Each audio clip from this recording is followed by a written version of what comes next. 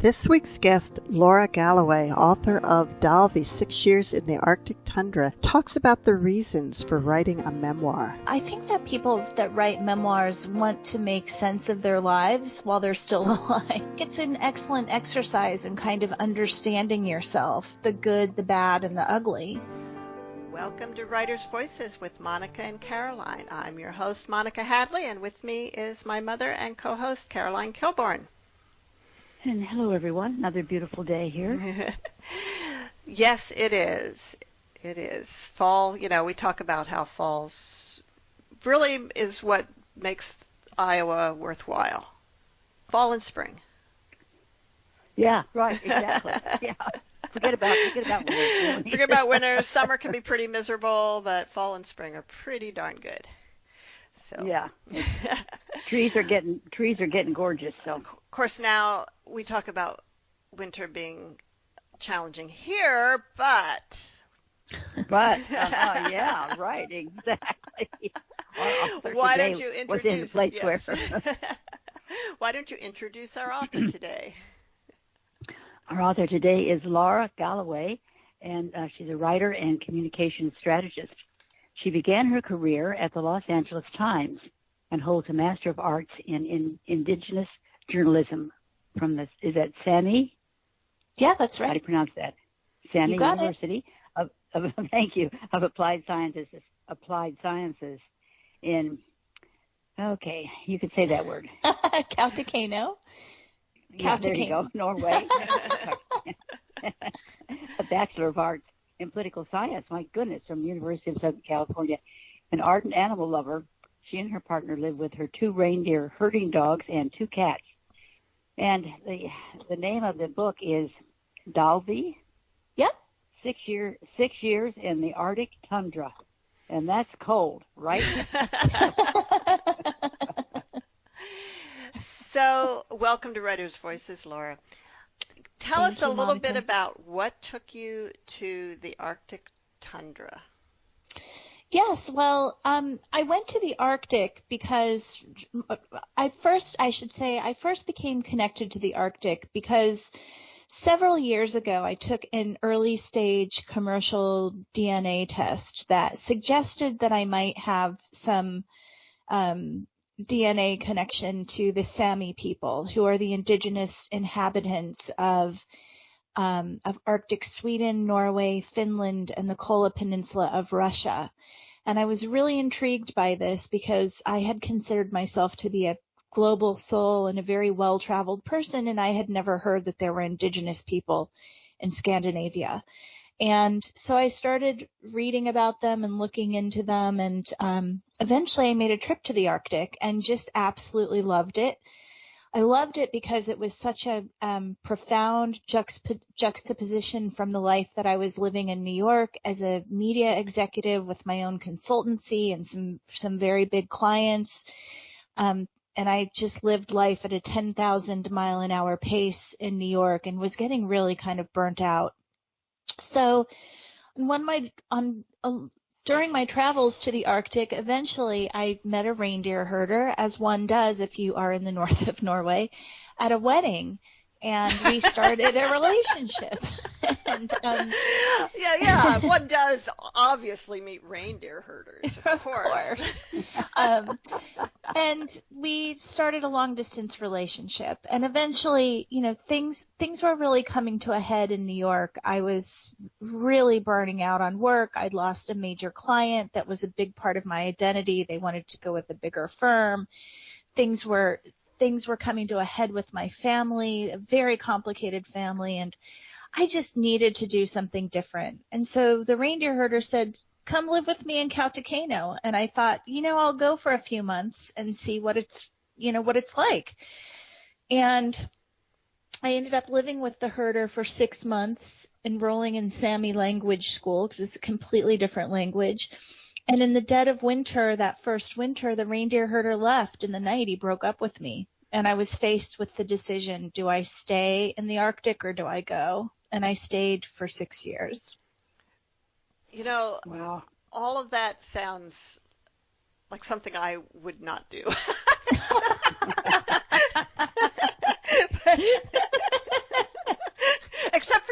DNA test. I've done that. Yeah. Yeah. The rest of it.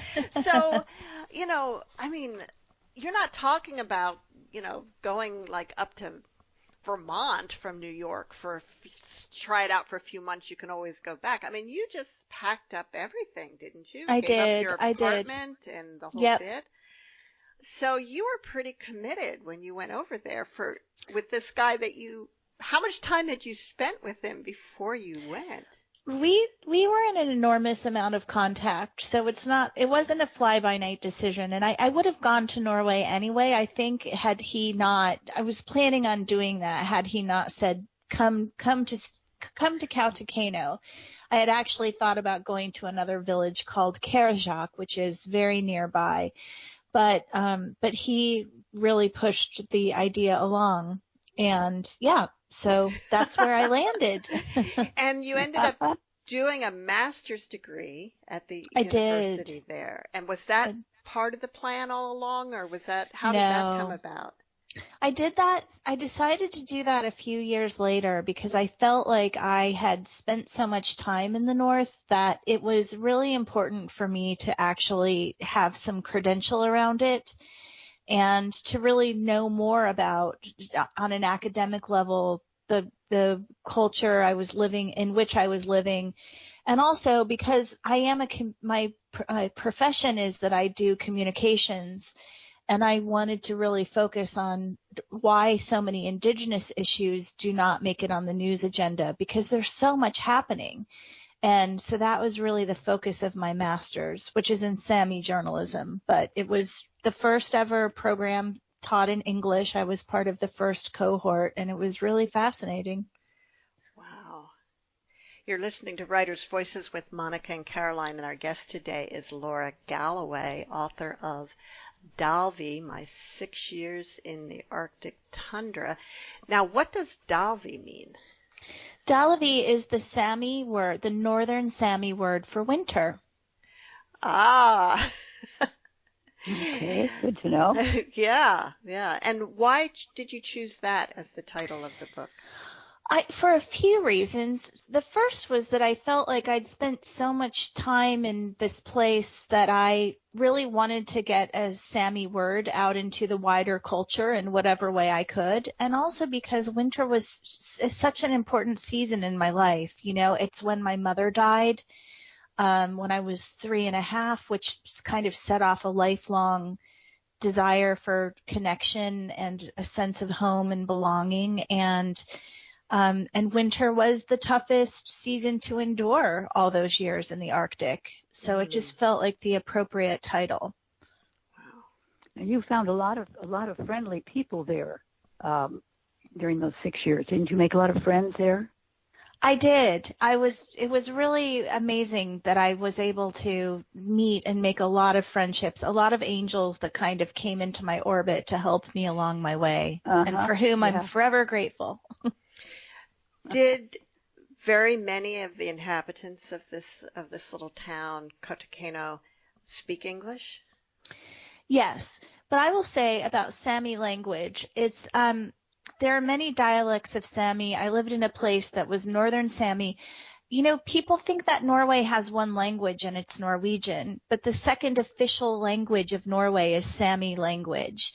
And so people are speaking Sami and of course, if you go south to Bergen or Oslo or one of these places and you speak Sami, people will look at you like you're crazy because they won't know they won't know the language. But you get where I lived in the north, everything was in Norwegian or Sami language. That's street signs. All of the schools in my village were primarily taught in Sami language. You could get your driver's license or your snowmobile license, in Norway in Sami language. So there's been a real effort in Norway by way of reparations to help revitalize Sami language, because I think all the Scandinavian countries were really tough to the Samis. Had they tried to wipe out the language at one point? Yes. There was a huge period of time in Norway's history, a time in which something called Norwegianization happened. And I think this is the story with a lot of different indigenous groups. But in Norway, kids were sent to boarding schools where they were taught to assimilate. They could not speak Sami language. They were not allowed to speak their mother tongue. I mean, this is really the first way that you kind of deconstruct a culture, is by taking away their language. And so there were major institutional efforts to homogenize the Sami within the larger community. Wow. And when did that start to be reversed? I believe in the 1980s it started to get the policy was very officially reversed. And so you saw a big kind of shift, and you started to see Sami people that were starting to protest and kind of stand up for their culture and have more of a voice, which was a really kind of a radical thing to do, because there was a long history of just not being able to do that at all, not to have your language or your culture. And you'll meet a lot of people that are in their 60s and 70s that actually speak the language because they know the language, but didn't have formal education in writing the language or are learning it in school. So it's really amazing to see people going back to school who might not have the writing down. So when you were studying the Sami language there, what other, who else would come and study Sami at a university in this little town in the Arctic? Well, I started because it was going to be the only way for me to communicate with my boyfriend's family or people or other reindeer herders, because English was spoken by some people, but I didn't speak Norwegian. So it's interesting because as part of the language revitalization, you'd see a lot of younger people coming to learn Sami formally. There are people that had academic jobs studying other indigenous groups. My closest friend in my language courses who suffered as much as I did because we just didn't speak Norwegian or Swedish. Those are the languages of instruction where she was Japanese. And so she had one book that a Japanese scholar had written from Japanese to Sami, translating verbs. And I had to I felt like an 8-year-old girl sitting next to her every day, peeking at her red book with the translations that were in English to Sami. But it took a Japanese person to do that. So how in the world can you learn a language when the instruction is being taught in another language that you don't know?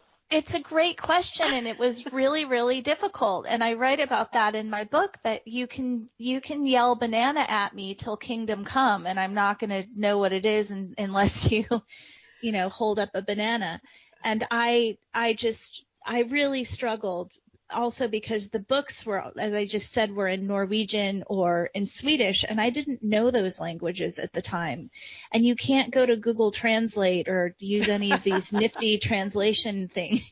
So it was really a struggle. And and also I'm a middle-aged woman. I was in my 40s when I was doing this, and I was never a brilliant language learner. And so it really my brain was stretched. Now, I'm curious why you chose to study Sami rather than Norwegian, which would maybe have a wider application. Because I was living in a place where Sami was the primary language. Okay. And it felt important also to just be supportive of the community in learning this language, or doing my best to learn it, because it was in a period of, being revitalized. There are about 40,000 speakers of Northern Sami. And Norwegian is a much easier language to learn, actually, because many of the words you can pretty much figure out are similar to words in English. The structure can be the same. Some things are much easier in Norwegian than they are in English even. So now my goodness. I have a very good friend. One of my business partners her parents were from Finland. She's Finnish. She said Finnish is like the second most difficult language in the world or something like that, but it's not similar to Norwegian at all, is it? No, but Sami and Finnish are connected, as your friend probably told you. Yeah. And she also was talking about culture, like kind of cultural differences in Finland, and I know that you ran into like making some cultural faux pas when you first, or things that the community did that you were culture shock for you. The one she mentioned, I think it was in a book of this guy who had gone to live in Finland I don't know, 50 years ago or something, and they had an apartment and they didn't have a clothes dryer, and they strung a rope out to dry their clothes, and the neighbors cut it down. Oh, Because that was not acceptable. So what were some examples like that of things that you did not knowing that it wasn't acceptable? well, I think I'm a Midwesterner, and we know that Midwesterners, that we are aggressively friendly, right? We want to be helpful, and that's what we do. And it was very interesting because I think in the North, and I'm not sure that it's particularly Sami, but in the North you will have a lot of situations where it takes a lot longer to get to know people, and you're not overly helpful at first. That's approached with a bit of skepticism. But one of the other things that I thought was so interesting is the hellos and goodbyes, because as Midwesterners, I think we really do the protracted goodbye. Okay, bye, I'm leaving now. Okay, at the door, another little chat. Okay, bye. Okay, and then there's the driveway goodbye. There are like 17 layers to a Midwestern goodbye. And it's really true. But in Sami culture, you just silently slip out, even if you're leaving somebody's house, and you don't necessarily need to say anything. So the first time I was around my boyfriend's family and all the kids were around, I went around and was hugging all the children, saying goodbye to them, and they just looked horrified, because to them they thought that I was either going to go die or never coming back again, because it was just so dramatic. And another funny example is just this. I think the way that some Americans, myself included, I'm a little bit flippant in the way that I say I love you. Like, oh gosh, I love you. Thanks for doing that. It just means something different. And it slipped out of me. Somebody had given me a ride in the cold or something, and I said, it was a man, and I said, oh gosh, I love you. Thank you. You saved me. Well, my female neighbor came down a few days later, and she was very quiet, came down and was drinking a cup of coffee, and I know she wanted to say something to me. And then I asked her, what do you have to say? And she said, Laura, when you are telling people thank you, you must not say you love them. Otherwise, all the men in this village will think you want to put your sock feet in the air.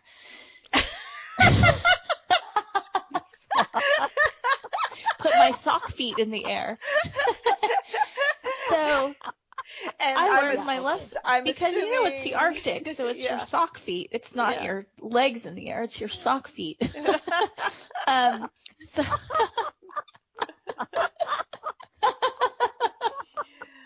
that is so clever. So you learned not to do that. I never said I love you to another man unless I really did. Now, what were some of the things that your new friends and family did that were surprising to you? Oh, surprising to me. I think many things, like the sense of time coming and going. You don't have a set schedule, and you're not always punctual. And, when you're asking somebody to do something, you don't directly ask them. I think for me, it was sort of would you maybe think about, would you like to drive me on Friday to the market, or something like just little nuances in culture that you would never ever, really think about, because they're not in guidebooks and they're everyday culture things. Would people stop by unannounced? Yes, visitors would come and go all the time. And something very lovely about the way of visiting is just that you always have a pot of coffee going. People just come in. They don't even really need to knock necessarily, depending on how familiar you are with them. And people can just sit with you for hours, and you don't have to have a discussion or even talk. And I didn't understand that because I've got the, American golden retriever, let's chat about everything under the sun, keep no silences. And that's just not really, it's about being present with someone. And I think there's something very lovely about that. You're listening to Writers' Voices with Monica and Caroline, and our guest today is Laura Galloway, author of Dalvi, 6 Years in the Arctic Tundra.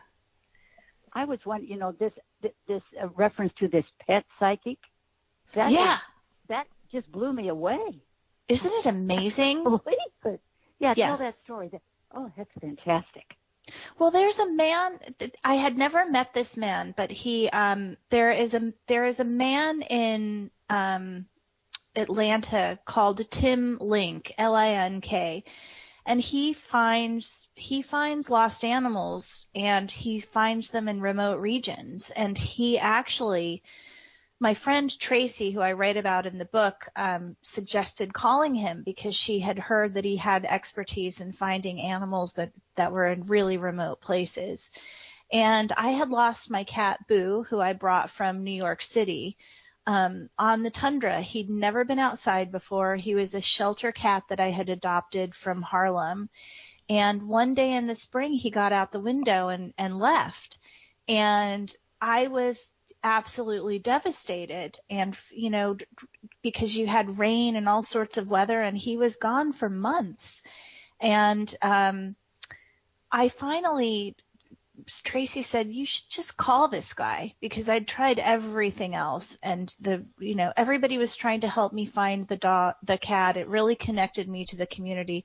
But I called Tim Link, and he asks to see a picture of the animals. So he looked at a picture of Boo, and he told me that Boo was alive, and he described in perfect detail all of the places that were in my village, but from a cat's perspective. So he told me that he said he sees ATMs that were getting ready to leave, and of course our village was chock-a-block with ATMs ATVs, not ATMs, no cash machines. I'm confusing my acronyms.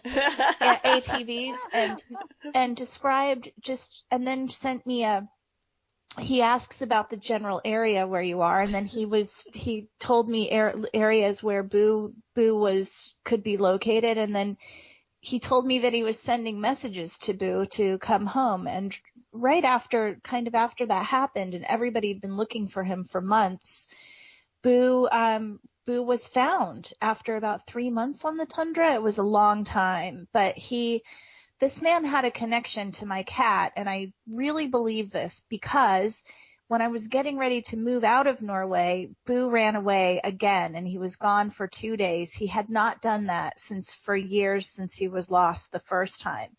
And I contacted Tim Link because we were getting ready to go. And he said, told me Boo is in a red house 6 houses down from yours. It's very close, but I'm going to send him a message to come home right away. And within 5 minutes, Boo was meowing at the door. Oh my goodness. Oh my gosh. I mean, that is amazing. He is amazing. He's amazing. Yes. Gosh. Wow. So Laura, I was wondering, you did this master's program in Indigenous Journalism. Mm-hmm. Was there any pushback, the fact that you aren't Indigenous?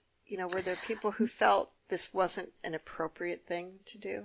No, that's a great question, but no, because the program was geared towards people that were either Indigenous or that wanted to cover or understand the issues of Indigenous.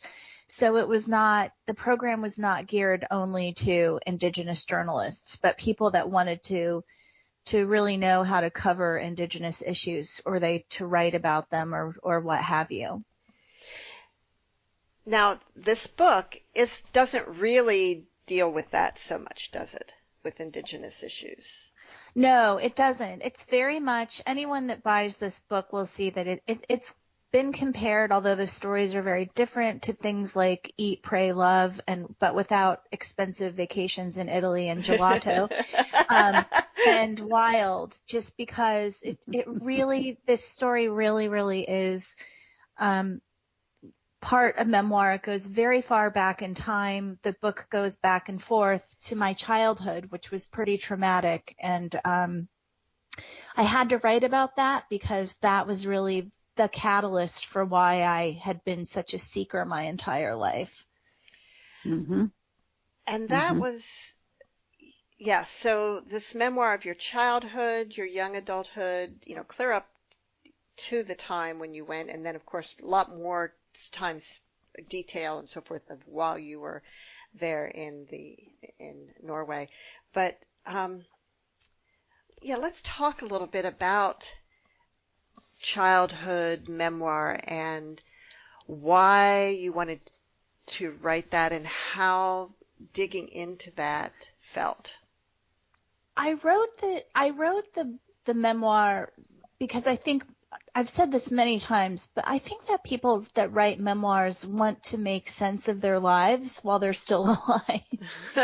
And I think it's an excellent exercise in kind of understanding yourself, the good, the bad, and the ugly. And also for me, staying in Norway for me in a way was an act of defiance and not being a shrinking violet, to say, I'm resilient, I can do this. I don't understand, I will make it work. But writing the memoir, the parts about my childhood and my family, that was also sort of an act of not cowering or being rejected, but asserting my own right to be myself. And I think growing up, after my mother had died, my father remarried a woman that really didn't like any of his kids. And my brothers and my sister were pretty summarily sent away. My stepmother adopted me, but none of the other children. But I grew up not with, I didn't grow up with the suggestion that I wasn't really hers. I was constantly told, you're not my real daughter. You will have to watch your weight because you're not my real daughter. I was never ever allowed to mention my mother, or told terrible things about her. I was growing up with a person that was battling a ghost. And I think when you're a little child and you grow up with that kind of abuse, you don't feel like you're worthy of telling your own story. There's something wrong with you, and you're not allowed to be broken. And I write in my book about how things kind of came to a head for me in New York emotionally too. And I was very broken because I just felt like I could achieve my way out of any childhood trauma, and you can't. It comes back to you. So this was my way of just sort of, saying I have a right to have a story and I'm not perfect. Wow. And this is what happened. Now, always when, writing memoir, there's sensitivity towards the people, other members of the family, and how they may perceive how you're writing it. How did you handle that? Well, that was really hard, and it continues to be difficult. First, I changed, as I say in the beginning of the book, a bit of a disclaimer that I changed names and locations, except for where I came from, Indianapolis, and I tried to be as loving and full pictured as possible, but I just, I had to tell the story of my life. And in the end, I have a lot of compassion for everybody in my family. I don't think that anyone is particularly taken down in this memoir. And everybody is entitled to their own story and their own, But yes, it's hard. It's difficult. It's been, I think that my father and stepmother are quite old now, and I don't think that they're aware of the book, but I don't think they've read it or will read it. So. And that is preferable in a way for you. Yes. Yes. Yeah. But I found towards the end of the book, you do, talk about the peace that you made within yourself Yeah. about this. And, Mm-hmm. and Yeah. I found that very insightful. Oh, thank you. Do you think that without having gone to the Arctic, you would have ever come to that? No, I think it would have taken much longer. I think I would have spent many more years probably just throwing other things at the hole that was inside of me, as opposed to being in the middle of nature, not having constant distractions that I think many of us have in regular life. It can be social media, it can be watching TV shows, it can be shopping, it can be binge eating, it can be drinking, it can be going to the gym, it can be working too much. I didn't have a lot of these distractions, and nature was incredibly healing to me, because every day you're just out in nature walking, and that became a form of meditation for me. And I'm not somebody that was ever able to meditate, but that was kind of my meditation. So in the middle of winter there, you still go outside and walk when it's so bitter cold? Yes. Well, I think you all know about cold weather too. Yes, yeah. But I wasn't doing 11-mile hikes in -50, but for most of the year, you're able to sort of spend time walking and being outside and just experiencing the nature and solitude, just solitude. Mm. I wanted to ask you about the auroras. Now, I have heard of that, of course, but where does that come from? The auroras.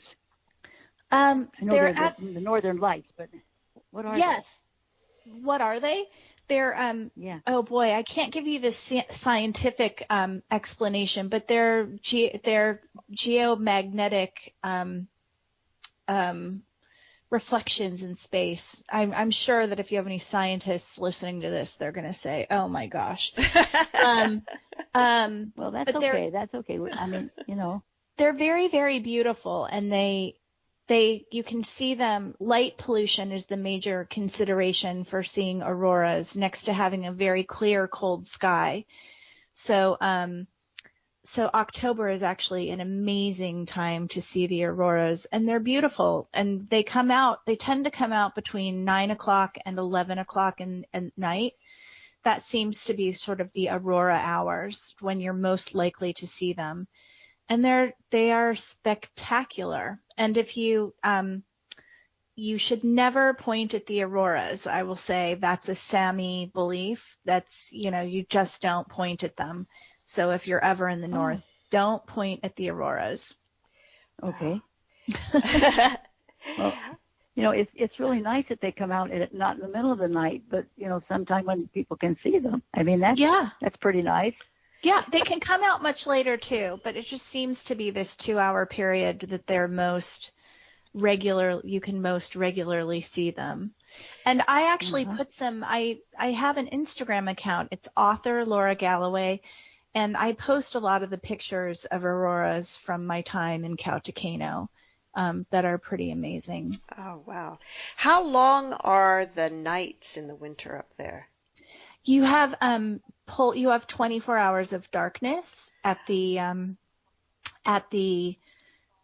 darkest part of it, and also you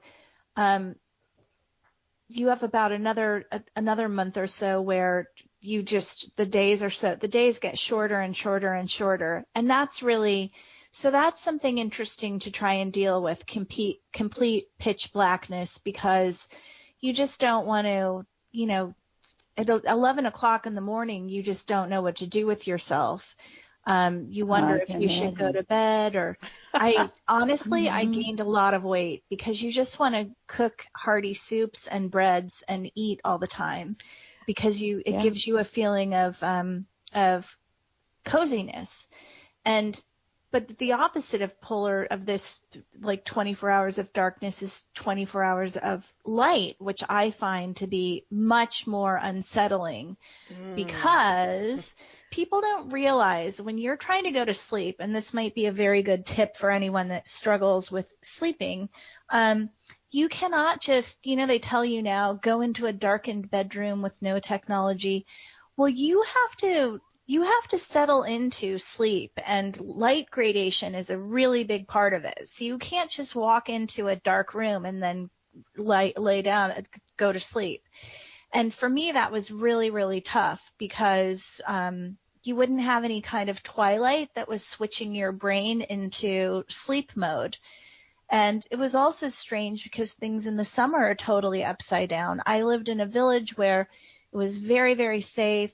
And when it's sunny outside, parents let their kids go. Kids will be riding their bikes at 2, 3, 4 in the morning. Oh, my goodness.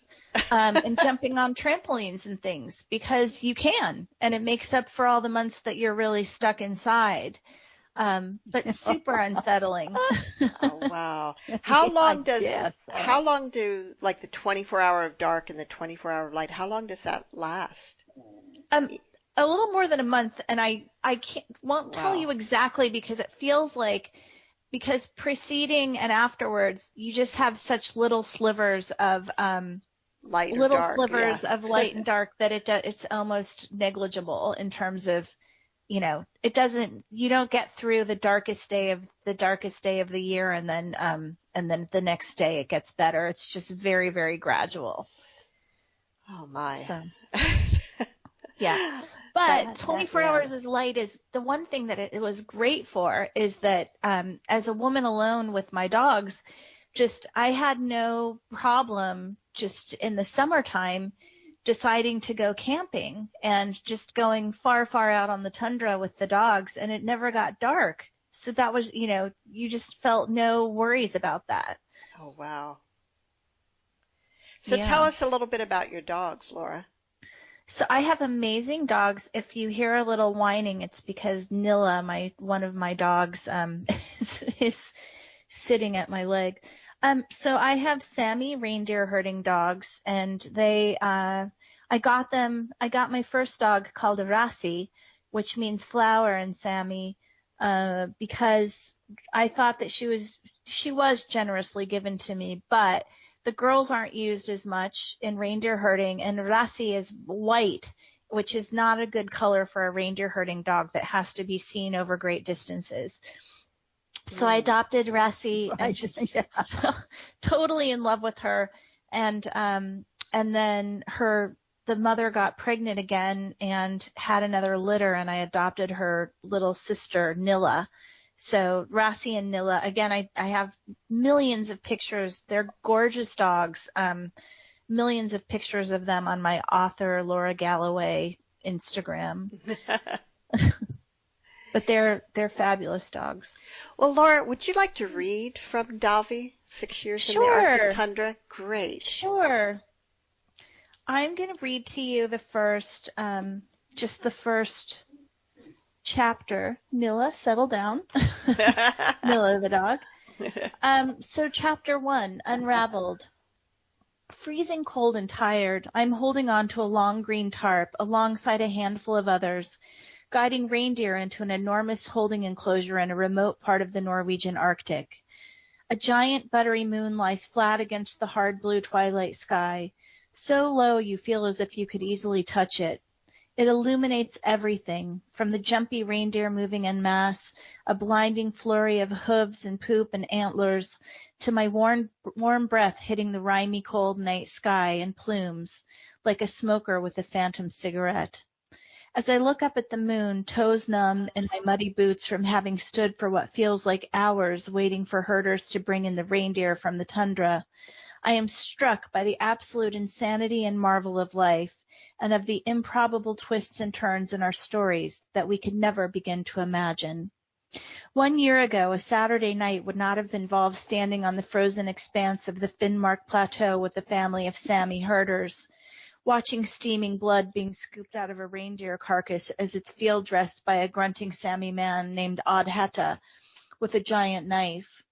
1 year ago, I would have been walking through Union Square in New York on my way to a progressively boozy dinner with friends, spending hours talking about their work and my media job.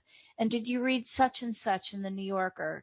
And what show was on at MoMA, or what was happening in the increasingly worrying political landscape?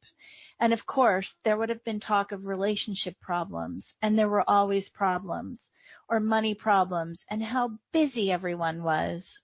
And then the evening would have slowly unraveled, everyone growing louder and more maudlin, until it was over, faded into a history of Saturdays just like every other one that came before it, followed by a sharp hangover the next day, a raft of emails, and stress and worries about everything, back in full view in an endless cycle. Those days were now far behind me, a distant memory of the person I was, tucked away like the dozens of utterly useless high-heeled shoes that sat with all my other earthly possessions in a storage area some 2,000 miles away in Manhattan, collecting dust and losing relevance. In my old life, tomorrow I would be heading to City Bakery for an iced coffee, with crippling anxiety about the Monday to come and how I would hang on one more day and a life that was becoming unmanageable to an extent of which no one around me was really aware, unless you happened to be the lucky recipient of a spectacular late-night Laura Galloway Ambien and red wine phone call. I was breaking up, open and falling apart, and to reveal this weakness and vulnerability to anyone might have caused me to die of shame. But the universe seemed to have plans for me, ones that would take me outside of everything I knew and everything that I thought made me me, to a place where I now think nothing of not showering for 3 days straight, and Saturday involves helping chop wood for a fence post, or cutting reeds to dry and braid into shoes for the brittle winter to come, or smoking reindeer meat in a tent called a lavu while drinking bitter black coffee, the smoke clinging to my hair and clothing and settling into my pores. This is a place where you have to be with yourself because there are no distractions, only work and nature and time. And that was Laura Galloway reading from Dalvi, 6 Years in the Arctic Tundra. Laura, when did you start working on your book? I started working on my book only after I had left living in the Arctic, and I had not intended to write a book when I had moved there. Yep, that was my next question. No, I hadn't. And in fact, when I first moved to Norway, it was kind of at the height of everybody doing this immediate reporting on, where they are and putting up Instagram pictures and doing blogs and things. And I learned very quickly, that this was a really disingenuous way to approach living in the culture, because I knew nothing about the culture and it would be ridiculous for me to. I had to have the experience of being there first. And I didn't know anything that I knew at the beginning of my journey that I knew at the end about myself, about how I fitted into the culture, anything. And so I decided as I was leaving that I wanted to write about this experience, and I got a book contract, and I will tell you that the book was not picked up by any publishers in the United States. I have a very, very good agent, and it was turned down by almost every major publishing house. But in Europe, my British agents, I was able to get a book deal. So you had a contract for it before you actually wrote it? I did. Which is unusual for is this your first published book? It's my first published book, but I did begin my career as a journalist. And so I had writing, and also I had a unique story, and I wrote a very tight proposal and chapter outlines. And so it was, you can't just send in, I'm sure all the writers know this already, so I'm just preaching to people that already understand, but you can't just sell an idea. It was a lot of work putting together the proposal and thinking out how the book would be structured and chapters and all of that. But even so, I think it's fairly unusual to get a contract before writing a memoir as an unknown author. Yes. So congratulations for that. Thank you. when you decided you were going to write about this time, was it right at the beginning you said, okay, I'm going to write about this time, but I'm going to refer back to things in my past as well. This is really going to be kind of a journey of self. Yeah. Yeah. Okay. And did you, as you were writing, did you well, you said you did the chapter outlines, so you knew before you really sat down to write that you were going to go back and forth between these two. Right. Yes. Yeah. And in my mind's eye, there was no other way to do it because I had so much to tell about my growing up experience. And so it goes back and forth until the two sides meet in one chapter in the book. It just felt like the natural structure, and I don't think that I was talented enough to braid things in any other way. Wow. The things about your childhood were just so very revealing, and but also it made me feel very sad for that little girl, but there was never a feeling of poor me that I got from you in a way. You know what I'm saying? Yeah. Thank you. Which I think was a challenge to do. You know, you write about it in a little bit of a dispassionate way and yet in an emotive way also. Well, thank you. I think that I didn't pour me it because with great difficulty come great gifts. And I think what I really realized when I had looked back through my entire life in this book, just how many times there were incredible people that stepped into my life to keep me going, to champion me, to be supportive, mothers who are others, all sorts of people. And these were tremendous acts of love and kindness to me. And I feel so lucky to see that. And then I see how many of those people have been in my life. And I was just astonished. And also you came to a great deal of empathy for the people who were not so kind and perhaps what they had been through. Yes. Yeah. I mean, to me, that's kind of the heart of the matter. Yeah, it felt important to try and come up with I think I came to the realization that, that broken adults or people are always just trying to do their best, but people are coming at things with their own baggage and their own prior experiences and their own histories. And to always remember that. I think about that about my stepmother all the time. People say, oh, she's awful, you must hate her. I don't.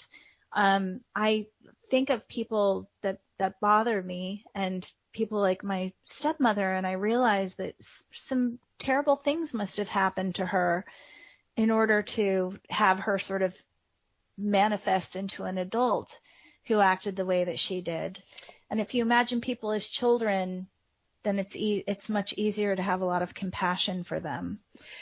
I always try and remember when somebody is unkind or mean or cruel, it's like how unhappy they must be. Right. And how separated they are from others. And, it's a tragedy. So, Laura, going back to your writing of the book, what does your writing process look like? Well, I have had an amazing editor in the UK for my book and a very good relationship with her. And I think for anybody that gets a book contract, I went to several meetings in England with potential editors and book publishers that made offers here. And I picked the person that I felt I would work the best with, who kind of felt like a friend. And my process was, when you have a contract, then you have to write the book. and I know myself, you should know yourself. And that is, I knew that in high school, for example, I was the kind of person that would wait until the 11th hour to bang out a paper. It's why I loved deadline writing when I was, doing reporting work a million years ago at the LA Times. And so I wrote a chapter a week. That would be my assignment. It was to get a whole chapter done. I would send it to Claire, my editor, every Friday, and it just kept me paced. That was my job. You got to get it done and move through it, and butt in seat, and you can't sit and wait for inspiration to strike. It's just not how it works. Wow. Do you do a lot of self-editing as you write? I do. What I would also do is read chapters out loud to Jonathan, my partner, to whom the book is dedicated, and sort of, I think giving things what I call a table read, like they do in the movie, sort of, that really helps. And that was very, very helpful to the editing process for me, because then you hear when you're reusing words over and over. And, but the editing process is so important in a book, because you need fresh eyes. As good as you think you are, you need fresh eyes. And I'm lucky that one of my best friends is one of the most astonishingly good editors ever. Her name's Molly, and she used to be a reporter at the Toledo Blade, and she just had endless patience with looking at copies of, the book, and was really helpful. Just amazing to me that you were able to get through your difficult childhood and family difficulties and progress into this woman that's woman of the world. Absolutely woman of the world. Oh, thank you. So, Laura, did you keep a journal while you were in the Arctic? Yes and no. Yes, I kept a personal journal, but the other thing that I did was I think this is a really great way for any writer to kind of keep details. And I would send myself, just put in the subject, create whatever subject you want, but I would, book notes or something. But even before I knew that I was writing a book, I just wrote notes on Kauto, like notes on Kautokeino, things that I knew that I wanted to remember that I would forget, including mundane stuff. I would just email myself things, and I did it in Gmail, and then you can look at notes you took. And then I remembered all sorts of details that otherwise would have just escaped me. Like I remember when my neighbor came down, and I directly wrote down, after she said the thing about putting your sock feet in the air, I thought that was the most hilarious thing I'd ever heard. So I said, I have to remember every detail of this because I'll never stop laughing. So things like that you remember. Or, I taught in the reindeer herding high school, and I kept my notes from teaching, and all sorts of stuff. What is a reindeer herding high school? So in Kautokeino, there is a school, a high school, and it's a Sami high school, and there are many kids that will go on to university, but they also have, indigenous knowledge courses, and it's, Sami language, of course, but there's also, a set of courses for reindeer herders, which is really, really important. It sounds like it should be a Netflix limited TV series musical, but it's the reindeer herders have to learn a lot of stuff, and they need to learn about the environment. They need to learn about what are the bigger governmental laws and how to navigate things with reindeer herding. They're young kids who might have grown up reindeer herding, but they need to learn stuff that makes that lifestyle possible. So the economics of reindeer herding, how can I afford the snowmobile? What equipment do I need? How much, they have to learn all of these things. In animal husbandry, they learn, they work with established herders. And the other really interesting thing is they have a totally different school schedule, which is because reindeer herding is based on nature. And so they don't come in every day. They'll have months where they will come into school, or 3 weeks on, or, so that's what the reindeer herders have, their own curriculum. So is reindeer herding still a vital part of the economy there, and is tourism a major aspect of it?